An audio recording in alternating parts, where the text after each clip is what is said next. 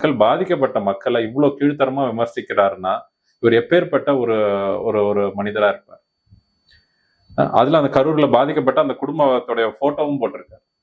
விஜயை புகழ்ந்து பேசினா பணம் கொடுக்குறாங்களாம்.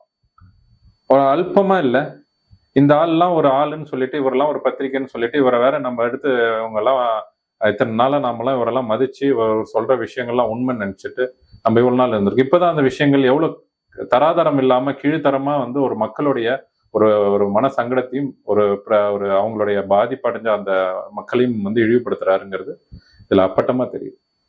உங்க அரசியல பாதிக்கப்பட்ட மக்களை வச்சு நீங்க பண்ணக்கூடாதுல்ல. உனக்கு வேணா அரசியல் தலைவர்கள் நீ பண்ணிட்டு போ. அதுவும் அதை பத்தி உனக்கு உனக்கு எந்த பிரச்சனையும் இல்லை. பாதிக்கப்பட்ட மக்கள் என்ன பண்ணாங்க? அவங்கள எதுக்கு நீ புகைப்படத்துல போட்டு பணத்தை அது புகழ்ந்து பேசிதான் பணத்தை வாங்குறாங்க? நீ பாத்தியா நீன்னு? நீங்களும் தான் பணம் கொடுத்தீங்க பாதிக்கப்பட்ட ஒரு 10 லட்சம். உங்களை புகழ்ந்து பேசியிருந்தா உங்களுக்கு சந்தோஷமா இருந்திருக்கும். திமுகவும் இந்த மக்கள் எதுவுமே புகழ்ந்து பேசல. திமுக தலைவர்களை எதுலையுமே அவங்கள வந்து ஆதரிச்சு பேசல. எல்லாமே பாதிக்கப்பட்டவர்கள் எல்லாம் தளபதி அவர்களுக்கு, விஜய் அவர்களுக்கு ஆதரவா நிக்கிறாங்க. இவங்க என்ன நினைச்சாங்களோ அது எதிர்மறையா நடக்குது. அது அவருக்கு பிடிக்கல. இப்ப அது அந்த ஒரு வேகம் தான் நக்கீரன் கோபாலோடது. அது நக்கீரன் கோபால் தரம் தாழ்ந்துட்டார். அவ்வளவுதான். இதுக்கப்புறம் நக்கீரன் கோபால் ஒரு பத்திரிகையாளராக மக்கள் வந்து பெருசா மதிக்க மாட்டாங்க, மதிக்க கூடாது. அந்த மாதிரி ஆட்கள் எல்லாம் மதிக்கவே கூடாது. முடிஞ்ச வரைக்கும் அந்த பத்திரிகையை ஒதுக்கி வைக்கிறது நல்லது.